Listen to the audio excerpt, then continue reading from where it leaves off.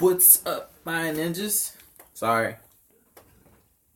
That was my knee. And I'm not trying to get frisky for y'all or nothing. You know. Damn. But, you know who it is. It's your boy, Alistair Madness here today. And well, we got 34 dumbest answers kids ever gave on a test by Mount Armida. But guess what I got? Your boy got 2 giant Hershey's. Not necessarily, well, they're huge. I mean, look how they are. Look how big it is compared to my freaking head. Like, if you put these together, bruh, you can't even see me. Like, dang. So, while I'm watching this video, I'm going to be eating one of these because I'm hungry. So, I'm not starving or anything. Your boy just, well, want something to snack. So, let's go ahead and jump into this.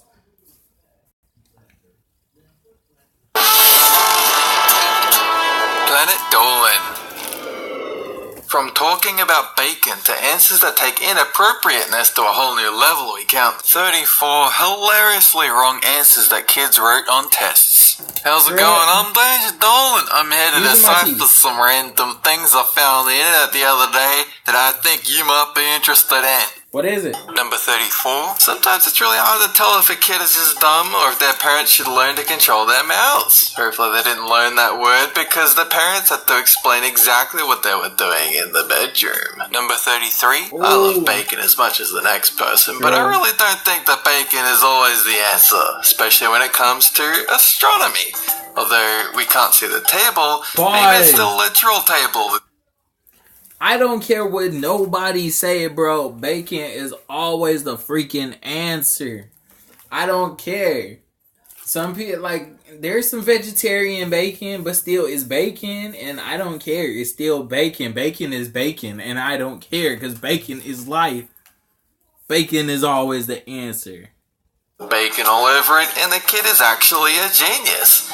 We may never know the answer to this conundrum. Number 32. I can see where they're confused. But really, if you're in what I can only assume is chemistry, it's pretty obvious this person is just being a total smart ass who never really paid much attention in school. But at least they were brief. Number 31. Personally, I'd give this kid the right answer. You just can't be sure that this isn't a commonly used phrase in the particular place that they live. But then that's just one reason of many that I'm not a teacher. Another being that I never really paid attention in class, and I'm not really sure what teachers do apart from tell you to leave the classroom. Number 30. TC needs to learn more about diabetes. I've eaten way more than 29 candy bars and it didn't give me diabetes. I got that way before I visited the Cadbury factory and they let me swim in the vat.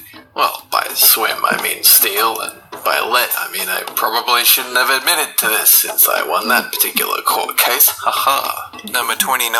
The worst thing about this particular image is that they didn't show the next answer. I'm dying to know why 1895 ending was significant.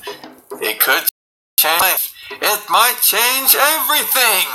Maybe that was the last year in existence and our current reality is just a simulation of what I might be like in the future. Or maybe they just didn't write anything in the next box. I'll let you decide what's more likely. Number 28. Unlike before, there's no way in hell that Asta didn't know exactly what she was saying. It's pretty damn unlikely to be aware of the word shit while also being unaware of what it means. No, Astra wrote a swear down for the teacher and they just laughed, saying they couldn't even begin to explain it. But really, they know. That's the last time that particular teacher welcomed the kids in their class with "get to work, you little shits" every morning. Number 27. This is definitely in the fault of the question writer. Primary school was full of inane crap like that. Man, we all had to name weird things for authority figures all the time. I preferred to call a man in the corner Jim, but occasionally I mixed it up by calling him Mr. Flashy for the man in blue. Number 26. I just love that this kid knew about Justin Bieber's drunk driving incident. Gives you faith to the next generation of children. Maybe they won't fall for the latest craze and listen to good music like my favorite child-friendly artists, The Wiggles, Barney, and Cannibal Corpse. Number 25. Yeah, that's Charlie Sheen. Don't you think you thought it would have put in at least one woman buying the snow shovels? Also, everyone knows that blizzards only exist in video games and movies. Number 24. I can't tell if this is glued together or if the teacher had to turn the page only to find yet another piece of paper populated entirely by shaft and the word penis written over and over. Hang on a minute. The teacher wrote "see me after class" with an exclamation mark that has a heart under it. Well, changes everything. Line about the size of your penis does get you some action. Number 23. Yep, that pretty much sums it up. Unless you're penis boy, that is. Number 22. This is possibly the most morbid thing on the list, but somehow it made me laugh. Probably because it's just so relatable. Milk just made me so happy as a child. What did you think I was, a child murderer? Sicko. Number 21. I wonder which period this class was in. Number 20. This one is amazing. It's not even a wrong answer, but it still deserves to be on the list. Can you imagine getting this feedback? I wouldn't even be mad. I mean, they rated the class at fair, so I can't even imagine what they'd rate their other classes. Number 19. This kid is a genius. Can you just imagine the teacher staring at the answer going, I know I should punish laziness, but best damn answer out of all these. Fuck it, they have. Number 18. I mean, this kid as well was so lazy in a creative way. But look at the date. I wrote this mere days before D-Day. Number 17. Don't you go correcting this kid. They knew what they wrote. Their elephant loves the D. So much so that it doesn't stop there. It needs them nuts as well. Number 16. I have to wonder what kind of person would name their daughter Nuck. I mean, just look at this. Nuck makes your head a weakness center. They're fucking awful and irresponsible of her parents. And apparently this kid was so lazy they couldn't even spell complete correct more than twice. Number 15. Hey, don't go judging a kid just because he likes to pee. Sure, he can't spell it correctly, but at least the stream isn't white. Then again, maybe I assumed wrongly. Maybe this was written by a girl and her parents told her to go into boys' toilets and pee in the urinal. Because that might be a problem. Number 14. Well, Matthew should have known better than to choose a Pokemon with weaknesses. Hang on a minute. Water cannon isn't a real move. That teacher cheated! On a maths test, no less. They should be ashamed of themselves. Number 13. Well, they're wrong. Giraffes are goddamn evil. One time I went to the zoo and it started eating my leaves right out of my hands. I was gonna have those for lunch. Number 12. Why the hell would you admit that you're high to your teacher? How dumb do you have to be? Obviously, you make sure they're not a cop first, amateur. Number 11. This is wrong on so many levels. The teacher took away points when they should have just gotten a 0. And also, one beer doesn't knock anyone out, other than a toddler. Toddlers really shouldn't be drinking beers. Both of these people should be ashamed. Number 10. To be fair, that really is just a sideways 8. Everyone knows a proper infinity sign is vertically symmetrical. Silly teacher. Number 9. I'm willing to bet the student knew their teacher didn't know Chinese and just threw a bunch of random profanities into Google Translate with the full awareness that they couldn't fault them. Either way, they deserve an A. Number 8. They really need to update math questions so they aren't so confusing. I mean, what the hell are these sideways boobs meant to be? Number 7. If you're gonna describe a graph, at least describe it properly. I mean, what the hell is a flat straight with an eye? That just doesn't make any sense. At the very least, they got the angle of the axles right. Number 6. 10 out of 10 horror story, but the maths? Well, I have actually no fucking idea. Why are they square rooting a sideways M? Sideways things in maths confuse the ever-living hell out of me. Number 5. It seems like this kid just stopped reading after the first sentence. But then again, so did I, because maths is boring. Am I right, kids? Does that make me cool?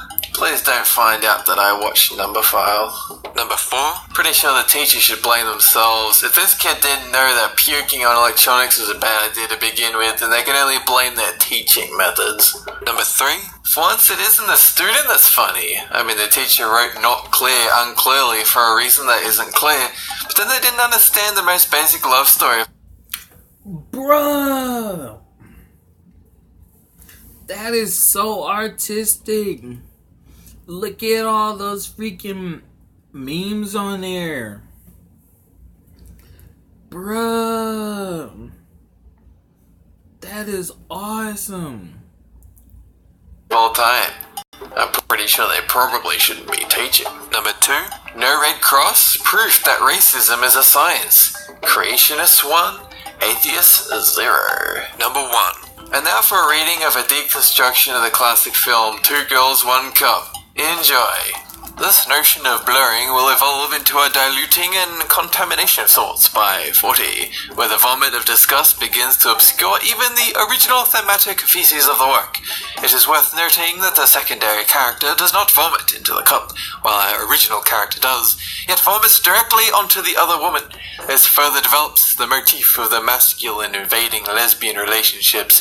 Does one woman have a monopoly on the feminine cup, while the other woman becomes masculine and begins to fill the role of the oppressor as she symbolically vomits down onto the kneeling lover? Even this notion isn't safe from the postmodern genre confusion, as the roles are reversed and the other's mouth is vomited into in return. It is hard to read this work in any constructive manner, as evidenced by the final image of the piece. The characters present themselves to the audience, effectively breaking the fourth wall. The difficulties of untangling the thematic mess of the genre to find the sentence are reflected in the physical mess of the characters' faces. Hopefully, with further examination and daring work such as 2 Girls, 1 Cup, we will be able to break free of many of these domineering and ultimately oppressing ideological structures which are maintained by societal forces, genre restrictions, and our own perceptions of reality. To view the film in its entirety, please see 2girls1cup.com. That's it for this countdown, but have a good one! Advertising consoles. Bruh, that was insane. So I'm not gonna lie, some of those are like really funny. Yeah, showing my knee. It's a waving. But that was freaking insane. Funny, but insane. That teacher must have thought that dude was freaking she must have thought that dude with like the entire penis poster was freaking Brody, cause he trying to smash her Lonely style. Yo, if you like the video, thumbs up, subscribe. I'm gonna have my knee in more videos, and with that,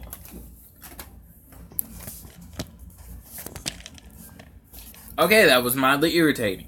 So, if you like the video, thumbs up, subscribe. I'm gonna have more videos coming your direction. And with that being said, deuces.